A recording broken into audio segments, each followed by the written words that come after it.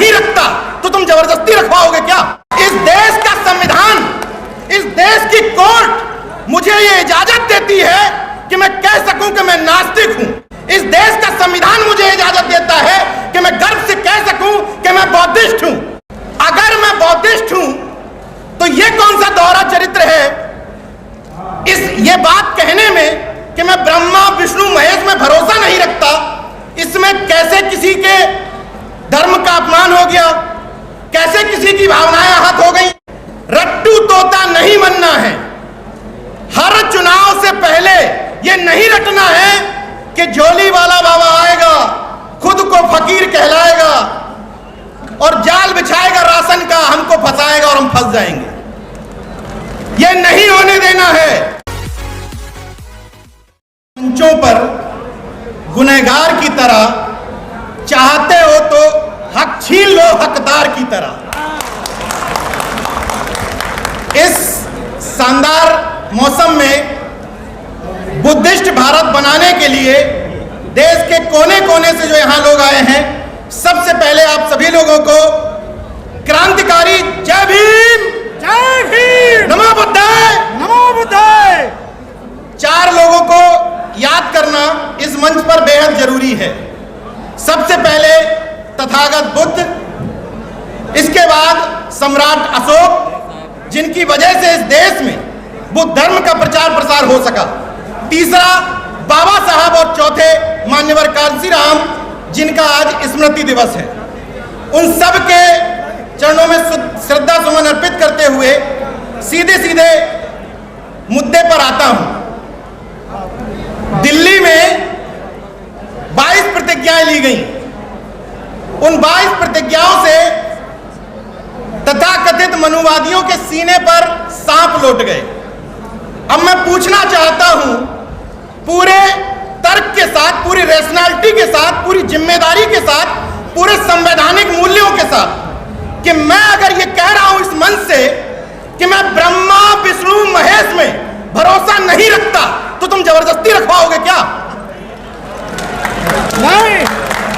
इस देश का संविधान, इस देश की कोर्ट मुझे ये इजाजत देती है कि मैं कह सकूं कि मैं नास्तिक हूं। इस देश का संविधान मुझे इजाजत देता है कि मैं गर्व से कह सकूं कि मैं बौद्धिस्ट हूं। अगर मैं बौद्धिस्ट हूं तो ये कौन सा दोहरा चरित्र है ये बात कहने में कि मैं ब्रह्मा विष्णु महेश में भरोसा नहीं रखता? इसमें कैसे किसी के धर्म का अपमान हो गया, कैसे किसी की भावनाएं आहत हो गई? ये तो मेरा निजी विषय है कि मैं किसमें भरोसा रखता हूं, किसमें नहीं रखता। इसमें तकलीफ कहां हो गई तुम लोगों को? लेकिन यहां सामने बैठे हुए लोगों से एक अनुरोध करना चाहता हूं मैं कि मंचों से जब नारे लगवाए जाते हैं तो नारे बड़े शिद्दत के साथ लगाए जाते हैं कि बहेलिया आएगा, जाल बिछाएगा, हमको फंसाएगा, लेकिन हम फंसेंगे नहीं। लेकिन ध्यान रखिए सभी लोग, मंच पर और नीचे, रट्टू तोता नहीं बनना है। हर चुनाव से पहले ये नहीं रटना है कि झोली वाला बाबा आएगा, खुद को फकीर कहलाएगा और जाल बिछाएगा राशन का, हमको फंसाएगा और हम फंस जाएंगे। ये नहीं होने देना है। अगर असली बुद्धिस्ट हो तो ये प्रण ले लो कि बुद्धिस्ट का मतलब है, आपको पता है कि मैं कौन सा वाला बुद्धिस्ट हूं। मुझे तथागत बुद्ध की एक बात जो सबसे पहले समझ में आई, वो ये कि बुद्ध को जो ज्ञान की प्राप्ति हुई थी, पता है आप लोगों को क्या ज्ञान की प्राप्ति हुई थी? पता है? सब लोग कहते हैं कि बुद्ध को ज्ञान की प्राप्ति हुई थी, बुद्ध ने सत्य की खोज की थी। बुद्ध को जो ज्ञान की प्राप्ति हुई थी, बुद्ध ने जो सत्य की खोज की थी, वो ये थी कि इस दुनिया में कोई ईश्वर नहीं है, कोई ईश्वर की सत्ता नहीं है। जब ईश्वर की सत्ता नहीं है तो ये दोगलापन छोड़ दो। इस मंच पर या नीचे बैठा हुआ कोई व्यक्ति अगर अपने हाथ में लाल धागा बांध करके नमो बुद्धाय करेगा तो वह बहुजन मिशन का द्रोही है। लाल धागा बांध करके घर पे मनुवादी देवी देवताओं को रख करके हाथ जोड़ रहा हूं कि नमो बुद्धाय जय भीम कहना बंद कर दो।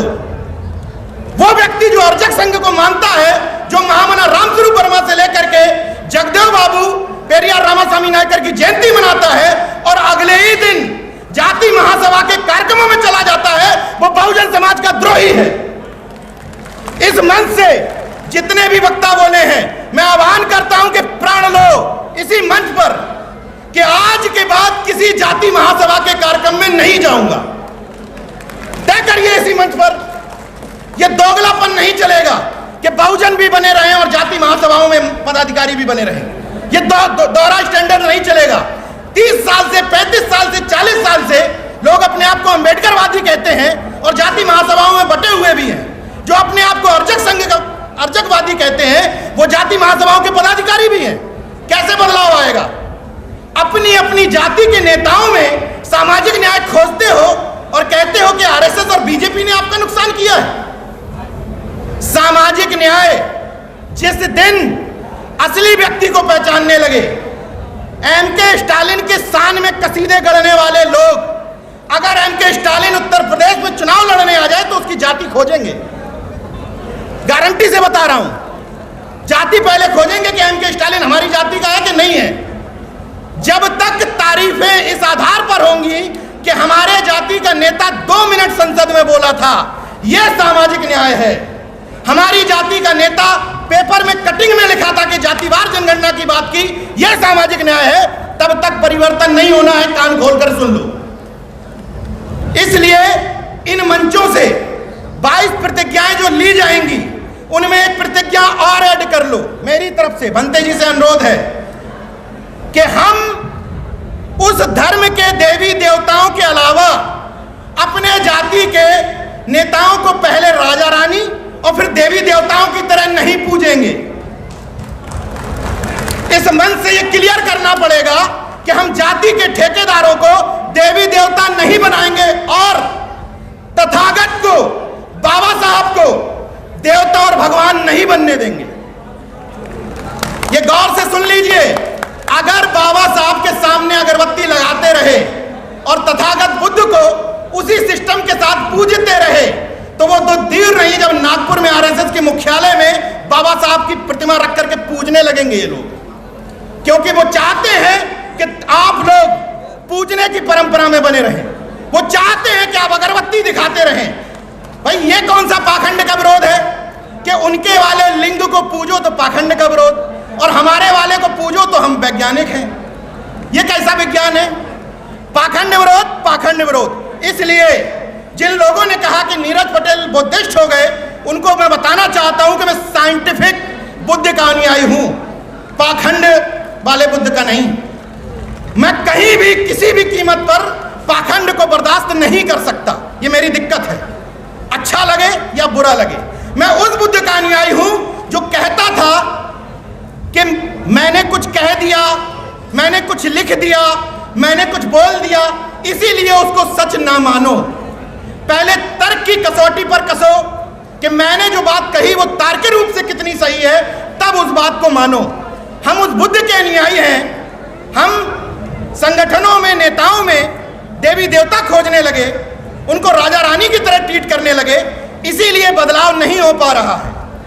तीन कैटेगरी के जागरूक लोग हुए। एक कैटेगरी के वो जो इस तरह के कार्यक्रमों में जाने लगे, उससे एक कैटेगरी आगे बढ़ी, महापुरुषों की जयंतियां मनाने लगे। लेकिन मुझे वो तीसरी कैटेगरी चाहिए जब जातियों के आधार पर महापुरुषों की जयंतियां बंद हो जाएं। ये जो दूसरे किस्म के जागरूक है ना, ये समाज का बंटाधार किए हैं, जागरूकता का ठेका भी लिए हैं और जाति के महापुरुषों के नाम पर एक्टिव भी हो जाते हैं। ये बदलाव लाना पड़ेगा।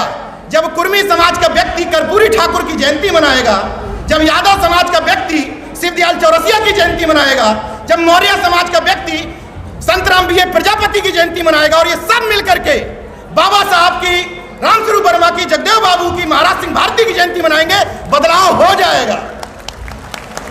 बदलाव झक मार के पीछे आएगा, झक मार के।